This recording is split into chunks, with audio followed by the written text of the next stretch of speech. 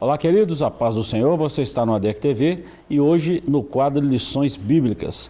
Lembrando que estamos estudando o segundo trimestre de 2024 sobre o tema A Carreira que nos está proposta. Hoje nós vamos falar da lição de número 3, o céu, o destino do cristão. O textual está em Filipenses capítulo 3, o verso 20, e está escrito assim: Mas a nossa cidade está nos céus, donde também esperamos o Salvador, o Senhor Jesus Cristo. Verdade prática: o crente deve viver a vida cristã com a mente voltada para o céu como sua legítima esperança. A leitura bíblica em classe está na carta de Paulo aos Filipenses, capítulo 3, versículos 13, 14, 20 e 21, e depois Apocalipse 21, versos 1 a 4. A nossa lição tem alguns objetivos. Primeiro, distinguir o céu como morada final da vida eterna com Deus. Segundo, apresentar o conceito de céu conforme o livro do Apocalipse. E terceiro, pontuar que o céu é o destino dos cristãos e o lugar de repouso após a árdua carreira da vida cristã neste mundo. Comigo, mais uma vez, professor Joás, estamos diante de uma lição muito boa. Já estamos na terceira lição do segundo trimestre. E já estudamos aí o início da caminhada, que é uma visão panorâmica de todo o trimestre. A lição passada, a escolha entre a porta estreita e a larga. E agora nós vamos falar o céu, o destino do cristão. Lição muito boa, né, professor? Muito bom. E em conexão com as outras duas aí, a gente só consegue se manter, né, de pé e caminhando na constância, né, que isso exige, nesse caminho estreito, porque a gente tem essa visão, né, que não é uma visão utópica, não é uma visão idealista, é uma visão do céu real, que o próprio Senhor, que veio de lá, né, ele veio de lá e depois voltou para lá. Então ele nos deu um vislumbre de como é o céu e ele nos deixou essa esperança, né, de que lá na casa do Pai tem muitas moradas e que Ele ia preparar lugar para nós. Nós que somos seus amigos, né, passaremos a eternidade com Ele. Então, embora pela nossa experiência a gente sabe que há muitos cristãos confusos com relação a isso, mas basicamente o cristão ele se mantém firme nessa caminhada, no caminho estreito, porque ele tem esse vislumbre do céu, ele almeja, né, alcançar essa bendita esperança, e aí ele se conduz no caminho de Cristo. E é um tema muito central na Bíblia, né, professor? Nós estamos falando aí de Jesus, que é o tema central, e anexo a essa mensagem central tem essas bem-aventuranças aí de toda a eternidade. E o céu é um tema muito anexo aí a Cristo, a Deus, e a gente vê isso em toda a Bíblia. O céu é o nosso destino, né? E a gente anseia tanto, a gente diz até que tem saudade do céu, né? E alguns não entendem essa expressão. A gente anseia tanto o céu, não tanto por causa do céu, né? É por causa de quem está lá, né? O nosso Senhor, o nosso amigo, né? E Ele, quando voltou, ele disse que não nos deixaria órfãos, né? E enquanto ele estivesse preparando o lugar lá, né, um outro igual a ele estaria conosco, né? E nós almejamos o céu porque ele está lá, né? Porque nós passaremos nesse lugar a eternidade com ele, né? Não é por causa do lugar, é por causa de quem está lá. Por causa da presença, né? Verdade. Vamos lá. Vamos na nossa introdução, depois nós vamos falar aí de 3 capítulos, professor. O primeiro deles, o capítulo 1, céu, o alvo de todo cristão, o motivo da nossa caminhada firme, olhando para Jesus. Depois o capítulo 2, a descrição do céu, segundo o livro do Apocalipse. E por fim o capítulo 3, céu, o fim da jornada cristã. Então nós vamos trabalhar nessa perspectiva. A palavra-chave da nossa lição é céu, e nós vamos começar aí a nossa lição bem centrado nesse tema principal da nossa lição de hoje. O homem natural é impossível discernir as coisas espirituais, visto que elas só podem ser discernidas espiritualmente. Paulo falou isso na sua primeira carta aos Coríntios, capítulo 2, o versículo 14. Por isso, a sabedoria humana apresenta diversas concepções enganosas a respeito do céu, a ponto de negar a sua existência. Contudo, ao cristão é garantido a gloriosa promessa de desfrutar do céu como sua morada na vida eterna. E aí nós temos João 11, 25 e 26, 14, 2 e 3, Atos 1 e 11. Em vista disso, o nosso propósito é o de mostrar o céu como destino glorioso de todo cristão peregrino. Nós já falamos aqui do modelo que o pastor Osiel traçou essa lição, né, professor? Eu achei isso aqui fantástico, agora ele está começando a dar aí as pistas, né, do relato desse livro sensacional. É a trajetória do cristão, né? Então, essa carreira que nos está proposta, não só o clássico do Bunyan, né, mas muitos outros livros falam sobre essa trajetória, mas esse é com certeza um dos mais importantes, né, o Peregrino. E aí, essa citação, né, nos traz uma boa lembrança.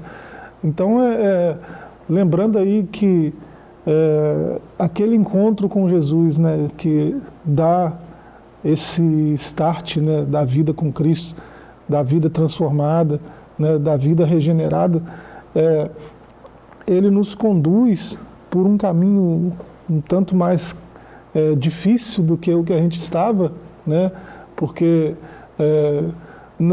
por mais dificuldades que você tenha nesse caminho largo que nós falamos na lição passada, não se compara à luta, ao tamanho da luta que é a luta consigo mesmo, né? Se você viver a vida displicentemente, deixar a vida te levar, você não vai muito longe. Mas quem está almejando coisas grandes como esse céu que nós estamos falando nessa lição, né, precisa ter uma outra postura, uma postura mais responsável, né? E aí essa trajetória, né, ela é marcada por autonegação, né, por uma conduta moral um tanto mais elevada do que a vida displicente tem, né? E aí essa lembrança aí de 1 Coríntios 2, né, aí está citando o verso 14, mas se você ler aí alguns versos depois, você vê que essa trajetória, essa caminhada, ela começa com uma mudança completa de rumo e até uma mudança de mente, né? Ele fala no verso 16 lá, né, de uma mudança de mentalidade, né? Até os nossos pensamentos sofrem alteração para o bem, né, que vão nos ajudar nessa trajetória e vão nos guiar nesse caminho para a pátria celestial, né, que é a nossa morada. Vamos lá, professor. Nós vamos trabalhar esse primeiro capítulo aqui, o céu, o alvo de todo cristão. Primeiro nós vamos fazer aqui a leitura de 3 subtópicos e a gente comenta aqui. Definição do céu, ou definindo o céu, é o ponto primeiro. A palavra hebraica Shamaim, que significa céu, céus, de Gênesis 1 e 1, aparece 419 vezes no Antigo Testamento. O termo grego, Ouranos, que é o céu, em Mateus 3:2, Apocalipse 21:10, aparece 280 vezes no Novo Testamento com 2 sentidos. Primeiro, como firmamento, universo e atmosfera. E segundo, céus siderais estrelados, região acima dos céus siderais, sede das ordens das coisas eternas e perfeitas, onde Deus e criaturas celestiais habitam. Então nós vemos essas 2 definições. Segundo, o céu conforme o ensino de Paulo. O apóstolo Paulo foi arrebatado até o 3º céu. Não por acaso esse céu está enfatizado nas cartas do apóstolo como lugar celestial, o lugar dos salvos em Cristo Jesus, onde temos um destino assegurado, o de estar para sempre com o Senhor. 1 Tessalonicenses 4:17, Efésios 1:3 e versículo 20, e depois Efésios 2:6. E terceiro, o alvo do cristão. Depois de salvo, não pertencemos mais a este mundo. Por isso, Paulo ensina que prossegue para o alvo, isto é, a linha de chegada que o atleta alcança o prêmio. E ele faz 2 citações aí, 1 Coríntios 9:24 e 2 Timóteo 4:8. Assim o apóstolo persegue o prêmio com determinação, liberdade, empenho e com os olhos fixos no autor da salvação. Hebreus 12, 2. Então nós vemos aí algumas definições e por que o céu é o nosso destino. Então nós vemos aí essa palavra, a definição, tanto no grego quanto no hebraico. Vemos o ensino de Paulo e o porquê o cristão tem o céu como seu alvo, como seu objetivo. Vamos lá, professor. Há muita confusão, há muito ensino errado sobre o céu, e daí parte as heresias espalhadas aí pelo mundo afora a respeito do céu, a ponto de muita gente nem acreditar mais no céu. Tem muito misticismo, né? E assim, é perigoso um cristão lançar a mão de outros conhecimentos, né? Filosóficos e até religiosos, né? Outros textos religiosos, e fazer uma mistura disso tudo para tentar chegar a uma conclusão do que o céu é, né? A Escritura nos dá a base suficiente para a gente entender o que o céu é. A Escritura, você já falou aí quantas vezes fala de céu, tanto no Antigo quanto no Novo Testamento, né? Então a gente tem uma boa base. Um cristão que pensa que o céu é um lugar ali depois das nuvens, onde tem só seres desencarnados, vivendo uma vida monótona, cantando o tempo todo, aquela coisa. Isso aí é uma visão muito, assim, muito pobre do que a Bíblia diz que o céu é, né? O céu sendo o lugar onde Deus está, né? Na sua completude, né? E é possível vê-lo, é possível tocá-lo, é possível conhecê-lo, né, como ele é muito maior do que esse tipo de concepção que o misticismo traz, né, essa mistura toda de visões, traz sobre o que é o céu, né? Há muito deboche até de pessoas não muito espiritualizadas, né, digamos assim, fazem sobre o céu algumas chacotas, algumas piadinhas, coisas desse tipo. E aí, dependendo de como o cristão lida com essas informações, né, ele pode ter uma visão muito distorcida do que é o céu, né? É importante o que Paulo lembrou constantemente ao jovem obreiro Timóteo, né, primeira e segunda carta. Toda a Escritura é inspiração de Deus, né? Foi soprada por Deus aos escritores, né, ao longo de todos esses séculos aí da sua composição. Então se a gente quiser saber o que é o céu de fato, a gente tem que ir na fonte verídica, na fonte verdadeira, onde essa informação vai estar lá com clareza, com precisão, que a gente precisa, né? Então, negligenciar a Escritura e ficar navegando entre esses ventos aí não vai trazer nada muito produtivo para um cristão. Professor, na sua segunda carta aos Coríntios, Paulo fala que foi arrebatado até o terceiro céu. Ele fala: conheço um homem que há 14 anos, se na carne, não sei, se no espírito, não sei, mas ele foi arrebatado até o terceiro céu e lá ele ouviu. Eu já vi muita gente falar assim, lá ele viu, não é viu, ele ouviu, porque ele foi arrebatado, né? Ele viu coisas inefáveis que ao homem comum não é lícito falar. Então ele preferiu não falar. Então nas suas epístolas, nas suas 13 epístolas escritas, ele vai dando algumas pistas ali do que é o céu. Lembrando que Paulo teve esse arrebatamento de espírito bem no início da sua conversão. E ele dá uma pista disso aos Gálatas, capítulo 1, quando ele estava lá na Arábia, ou seja, deserto, né, quando ele foi arrebatado. Então, dentro dessa ideia bíblica, desse firmamento bíblico, dessa citação bíblica de Paulo, nós vemos aí 3 céus. O primeiro céu está aqui na nossa lição, o céu atmosférico, e já tem uma citação de Deuteronômio 11:11 e o versículo 17.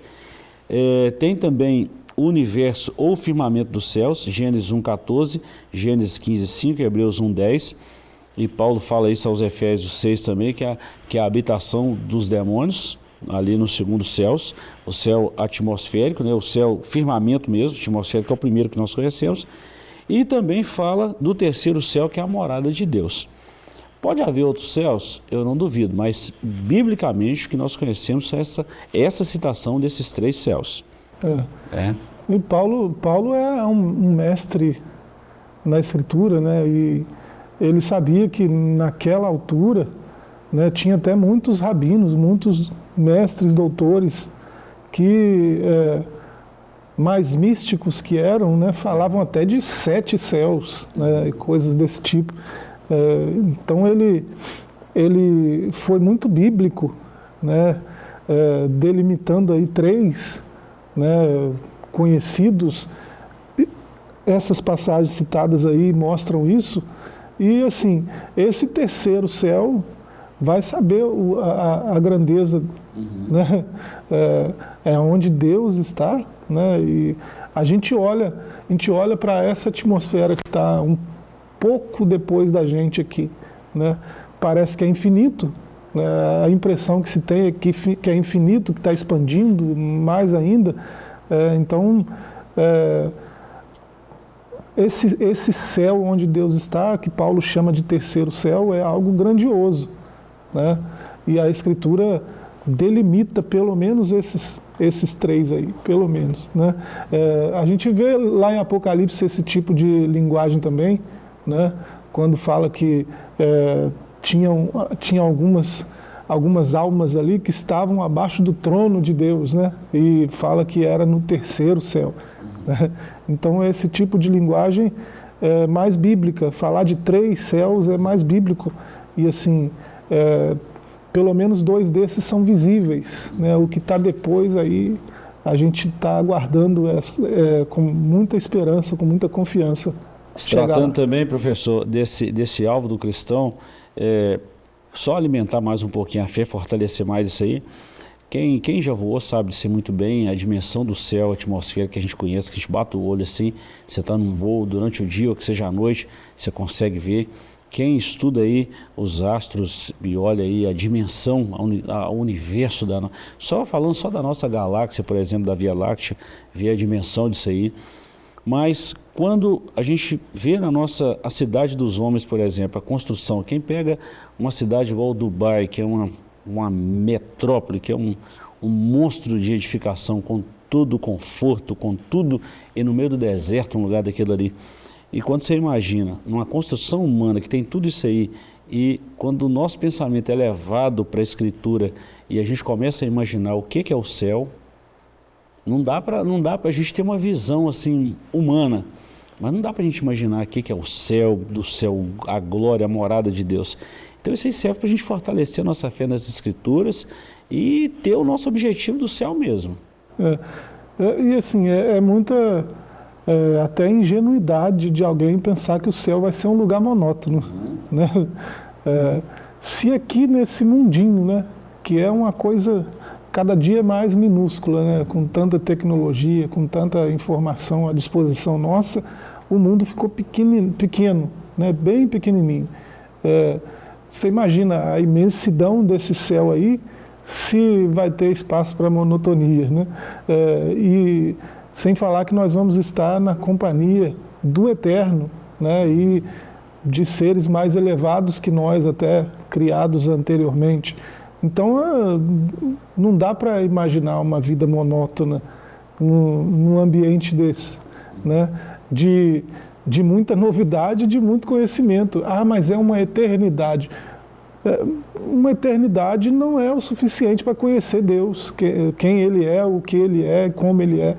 Né? Deus é grande demais, a eternidade foi criada por Ele. Né? Então, vai ser algo maravilhoso, né?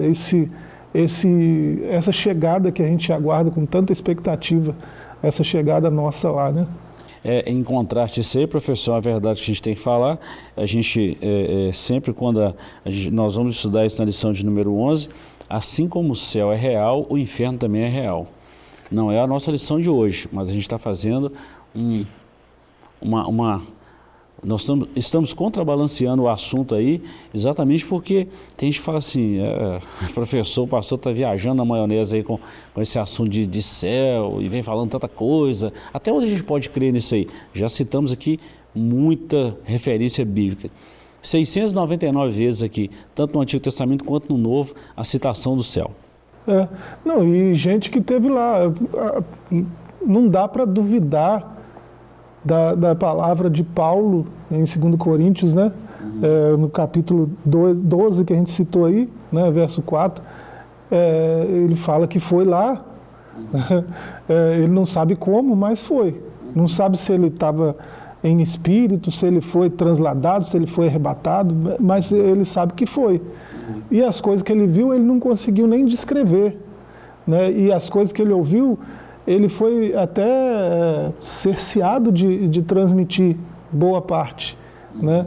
Então, ele é a experiência de alguém que não tem razões para mentir, não parece, né, que inventou, tinha razões para inventar essa história, né? Os seus frutos falam por si, né? Foi o maior evangelista de todos os tempos da história da igreja, né? Foi o maior plantador de igreja da história. Se você pensar no mais recente aí, Billy Graham, e no mais antigo Paulo, né, não tem nem para Billy Graham, né? Então não tem como. E aí ele não tem razões para inventar isso aí, né?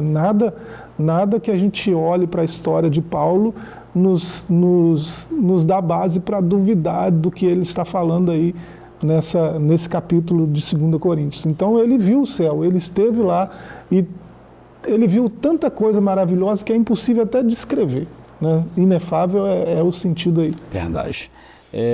E o que dizer de Jesus então, professor? Em João 3,13, Jesus falou, né?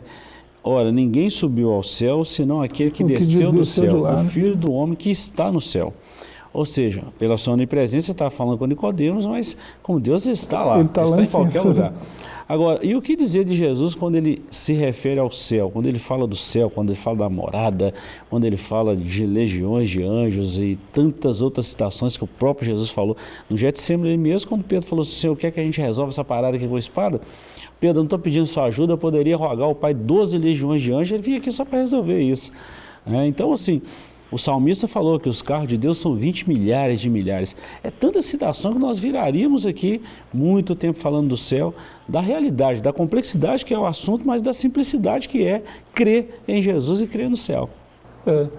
Que é algo transcendente demais, né? E assim, parece, para quem ouve assim de forma desavisada, né? Quem nunca teve contato mais direto com esse tipo de informação de que o céu é real, né? Parece que é muita viagem, né? Mas o céu é real e nós só suportamos o que nós suportamos aqui no mundo, né? Como cristãos, por causa da nossa esperança do céu. A gente não está preocupado com perseguição nenhuma, a gente não está preocupado com política nenhuma, com situação nenhuma, porque a nossa pátria não é aqui, a nossa pátria é no céu, né? Então, o cristão, ele vive uma vida focada lá, ele não se preocupa tanto assim com o que está à sua volta aqui, né? A preocupação que o cristão tem com o mundo em sua volta é de curá-lo, de levar Cristo, que é a cura, para esse mundo, né? Dá uma segurada aí, professor. Nós vamos para um breve intervalo, voltamos já já com essa lição maravilhosíssima. Eu te convido a estar conosco aí. Não sai daí que voltamos já já.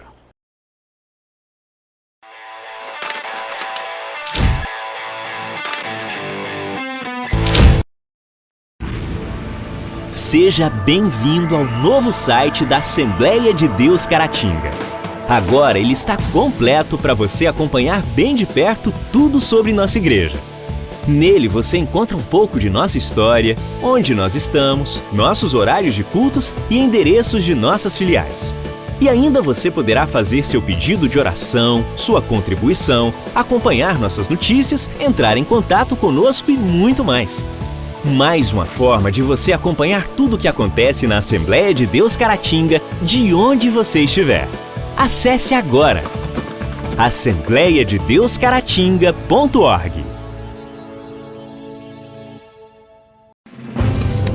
Uma verdadeira história de fé, renúncia, desafios e conquistas. Você irá se emocionar e extrair lições extraordinárias da biografia de um dos mais expressivos líderes do movimento pentecostal no estado de Minas Gerais. Recomendada por influentes líderes cristãos. Adquira agora mesmo Ari Coelho, um legado de fé, e descubra detalhes de uma história de vida que pode transformar a sua. Um produto com a qualidade CPAD.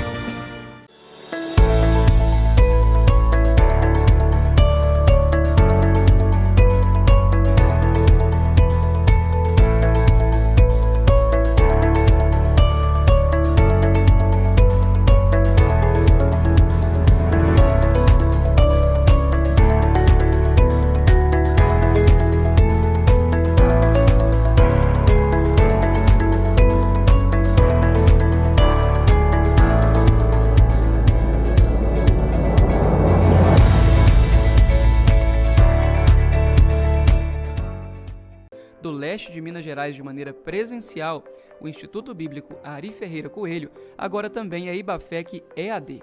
A modalidade do ensino à distância não perde em nada e oferece seu curso de formação em teologia com as seguintes disciplinas: liderança cristã, administração eclesiástica, história das religiões, introdução à psicologia, cristologia, fundamentos do Antigo Testamento, fundamentos do Novo Testamento, geografia bíblica, evangelismo, discipulado, ética cristã e muito mais. Com a plataforma própria e totalmente intuitiva, você, aluno, acessa o curso do seu computador ou celular, tendo todo o suporte dos professores e a certificação garantida ao final do curso. Já são mais de 30 turmas e mais de 1.000 alunos formados. Agora chegou a sua vez. Aproveite as condições especiais de lançamento. Informações 33 999 12 5953.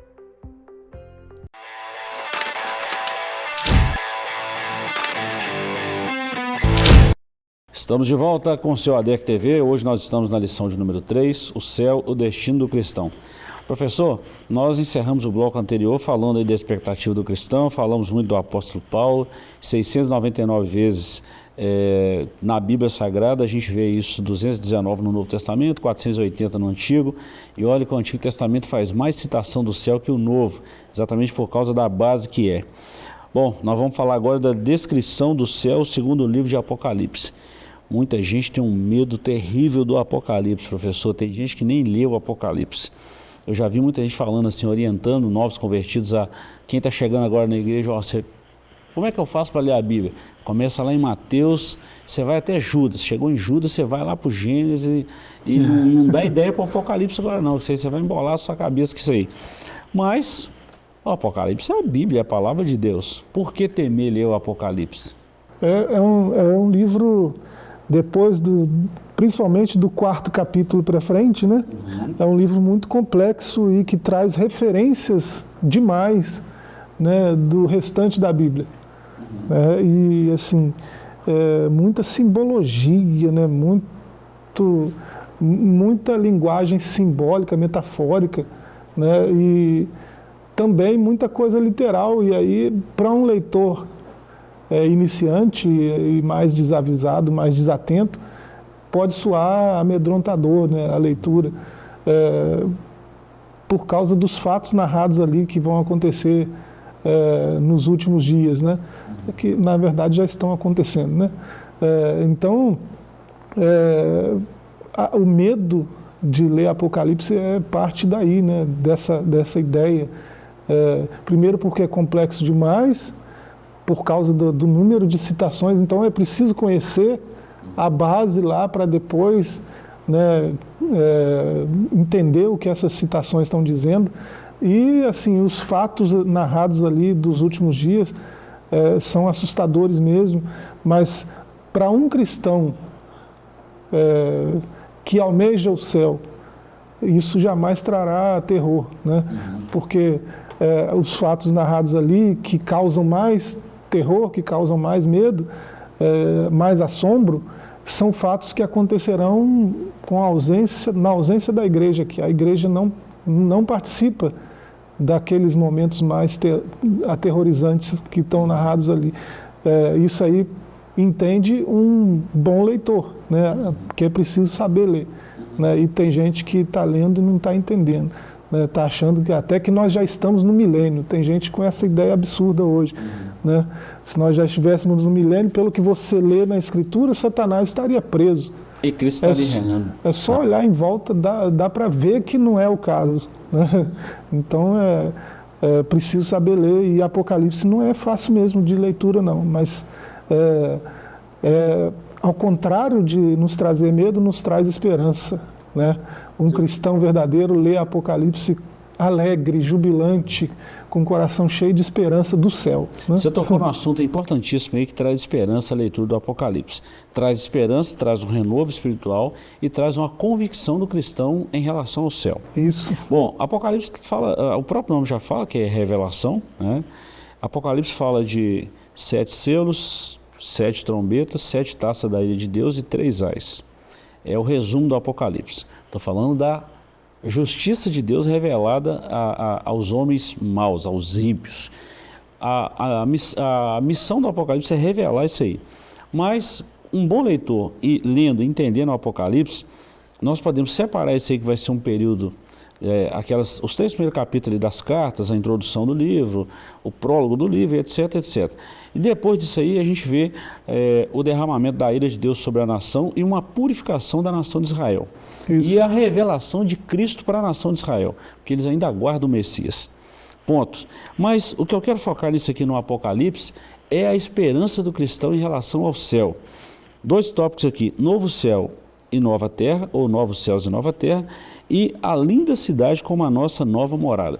Então, abra um parênteses, pega aí essa grande tribulação, o milênio, pega aí o Gog e Magog, pega tudo que está revelado no Apocalipse, põe entre parênteses aí e extrai só a mensagem do Apocalipse para a igreja em relação ao céu. Você vai ter uma visão fantástica do que é o céu para os salvos, do que é o céu para a igreja, do que é o céu para aqueles que têm a esperança em Cristo.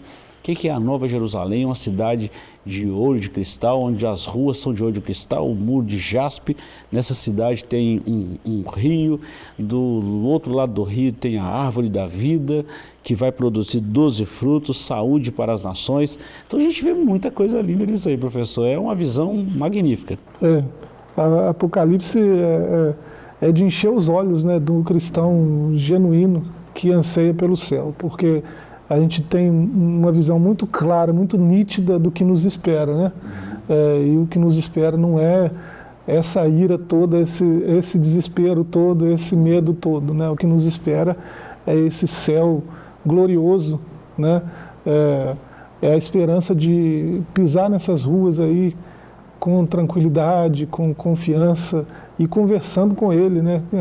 E com os heróis da fé que a gente aprendeu a admirar, né, desde sempre. Então, a nossa esperança não é qualquer coisa, não, né? A gente jamais vai ler uma narrativa como essa aí com medo, né, com assombro, com receio de qualquer coisa, não, né? O que nos aguarda é muito glorioso. Bom, professor, diante disso aí que você acabou de falar, o que nos aguarda é muito glorioso, como que a igreja vai chegar ao céu? Primeiro com o corpo glorificado. 1 Coríntios 15, versículo 52 a seguir. Até não o é 58. Desencarnado, não. Não é desencarnado. Não é sem consciência. Nós vemos aí Lucas 16, a consciência de quem estará no céu. Segundo, a igreja será galardoada. A igreja será galardoada, os crentes serão galardoados. Toda obra terá recompensa, né? Paulo, escrevendo aos Tessalonicenses, ele falou da nossa reunião com Cristo, as bodas do Cordeiro, essa reunião maravilhosa que é a nossa esperança. E depois que tudo isso passar do milênio, que a igreja vai reinar com Cristo, depois de tudo isso aí, lá no final, novos céus e nova terra. E o apóstolo Pedro, escrevendo na sua segunda epístola, ele fala que esses céus que agora nós conhecemos, a terra que conhecemos, passará por um processo de transformação, e aí sim, novos céus e nova terra, e a habitação da igreja será para sempre, toda a eternidade, ao lado de Jesus, no céu maravilhoso, nesse lugar de delícias que nós não conseguimos nem descrever. Pela Bíblia nós vemos o que será, né? Nós temos uma imaginação, né? Nós temos uma ideia fixa olhando para a Bíblia. Mas será um lugar muito bom, professor? essa expectativa, essa mentalidade do céu, né? Esse conhecimento do que nos espera, do que nos aguarda, é que nos mantém firmes na caminhada, né? É o que fortalece nossa fé. Um crente que toma conhecimento do céu, né, ele permanece firme, independente da situação. Ninguém que teve a visão do céu, Paulo teve essa visão que a gente falou aí agora há pouco, né, de coisas que é até impossível descrever, e assim, por conta disso, um cara açoitado, um cara apedrejado, um cara que passou por naufrágios e tudo, e nada disso abalou a confiança dele, a fé dele, e ele chegou a dizer coisas muito, muito malucas assim para quem ouve da primeira vez, né, que se ele morrer é lucro, né? Ele chegou a dizer isso, eu bem que até gostaria, né, que acontecesse, porque aí eu estaria com ele, eu sei o que me aguarda, eu vi, né? Mas eu estou preso aqui porque eu preciso pregar o Evangelho, né? Eu preciso abrir esse acesso do que eu vi lá para mais pessoas, né? Para o máximo de pessoas possível. E foi isso que ele fez a vida inteira, né? Ele dedicou a vida a mostrar esse céu para outras pessoas, né? E é por causa dessa mesma esperança que nós estamos aqui, né? Conversando sobre esse mesmo assunto. Deve ser o tema central da pregação da igreja, viu, professor? Tem que ser o tema central, porque quando a gente fala de céu, nós falamos de Jesus. Nós somos da obra dele na cruz do Calvário. Está tão recente aí a Páscoa, a Semana Santa.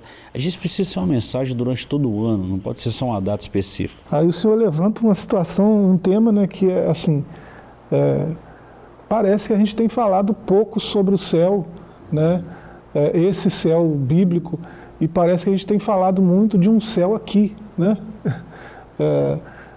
Dando a impressão para algumas pessoas de que vir a fé cristã, ser cristão, vai trazer para ele só benefícios, só bênçãos, só prosperidade, só coisa boa, né? Coisa boa assim, né? E assim, a gente não está transmitindo a mensagem toda, porque se você olhar para a história desses homens, né, dos apóstolos principalmente, todos eles viram o céu, tiveram um vislumbre do céu, porque todos eles andaram com quem veio de lá, né, e ouviram diretamente suas palavras. E na transfiguração, então, alguns deles viram até mais de perto ainda, né?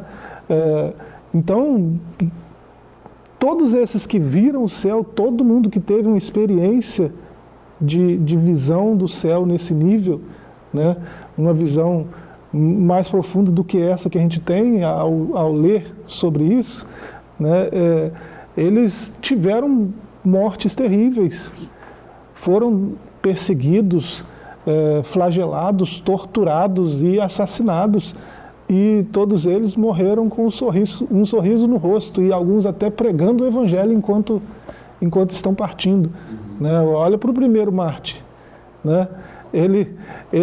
Porque ele está vendo o céu, esse segundo céu se abriu diante dele, ele viu o mestre se levantando do trono e olhando para ele, né, e como se convidasse ele para chegar mais, né? Por causa da visão do céu, as pedras estão vindo e ele está feliz, cantando, pregando, fazendo o que sempre fez, né? As pedras não significam nada. As pedras são um marco da vitória dele. A vitória dele é o céu, né? E essa deveria ser a nossa expectativa também. Se a gente morrer por causa do céu, estamos melhor do que a maioria. Verdade. Né? E Paulo falou isso, né? Para mim o viver é Cristo, morrer é lucro. Então, alguém pode estar perguntando em casa aí, professor, qual é essa citação que o senhor acabou de falar aí? Atos capítulo 7. E depois só dá uma olhadinha lá, o discurso de Estevão. É isso aí. Professor, nosso tempo está chegando ao final, mas vamos fechar aqui no capítulo 3, Céu, o fim da jornada cristã. Também tem 3 subtópicos aqui, não vai dar tempo da gente ler, mas nós vamos citar. Por que é o fim da jornada e por que o cristão almeja isso? Primeiro, porque nós estaremos onde Deus está. Só isso aqui já alimenta toda a nossa esperança, professor, e aguça a nossa fé e a nossa expectativa de uma vida eterna. Segundo, as lágrimas cessarão. Quando fala de lágrima aqui, não está falando só de um choro, mas fala desse sofrimento aqui na terra, dessa vida corrida. Eu não estou dizendo que nós não temos uma vida boa aqui, professor. Temos. É promessa de Deus que isso iria oscilar em algum momento. Mas não é só uma vida ruim. Tem muita coisa boa que acontece com a gente aqui na terra e a gente já está gozando do reino dos céus aqui na terra. Mas tem os momentos de aflição. Mas o nosso olhar precisa estar no céu, precisa estar em Cristo. E por fim, 3, o céu como repouso eterno, ou seja, estaremos para sempre com o Senhor. E não numa vida monótona, mas numa vida de atividade, numa vida de prazer, numa vida de delícia e numa vida de muita coisa para fazer no céu. É isso que nos move, né, a uma busca constante de crescimento espiritual, né, uma vida de devocional, de busca de Deus, né? Isso envolve assim, culturas espirituais como oração, jejum, né? E leitura da Escritura. É esse vislumbre do céu que nos move a isso. Ninguém tem uma vida devocional por outra razão, a não ser querer conhecer mais, querer saber mais sobre essa bendita esperança do crente, né?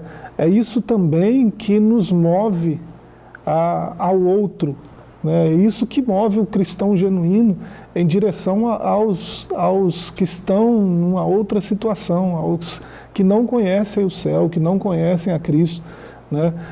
O verdadeiro cristão, por saber a grandeza que é, por saber a glória que é, né, como é bom o céu, ele quer compartilhar isso com o máximo de pessoas possível. E hoje isso está cada vez mais difícil, né? Lembra do taxista lá, essa semana, né? Ele foi convidado a retirar um versículo que estava no seu para-brisa, né? E ele decidiu não fazer e foi multado, né, absurdamente. E aí, assim, o mundo está assim, né? O mundo não aceita. Você pode fazer qualquer discurso do mais absurdo possível, né? Você pode dizer as maiores atrocidades que você quiser, mas dizer que Jesus salva e leva para o céu é um absurdo, é uma afronta, é uma ofensa. Então está cada vez mais difícil, mas o cristão genuíno jamais se furtará a fazê-lo, né? Ele teve um vislumbre do céu quando ele se encontrou com Jesus, né? Jesus, pelo seu Espírito, transmitiu a ele um pouco desse gozo, dessa glória do céu, né? E ele sente isso no seu coração desde o seu encontro com Cristo. E assim, na sua prática de andar com Cristo, esse vislumbre vai se ampliando, né? E ele quer transmitir isso o máximo possível, né? E ele deve fazê-lo. Verdade. Professor, nosso tempo finalizou, mas você que está em casa e quer acompanhar com a gente essa lição sobre o céu, eu acredito que presencialmente nós vamos falar muita coisa, porque nós teremos um tempo maior e melhor. Quero te convidar a fazer uma visita em uma das nossas igrejas da Assembleia de Deus, Campo de Caratinga, que está espalhada em toda Caratinga, os municípios perto aqui, domingo de 8 às 10 da manhã. Você é o nosso convidado. Ficamos por aqui, te agradecemos pela companhia e, se Deus nos permitir, voltaremos na próxima semana. Até lá e um forte abraço.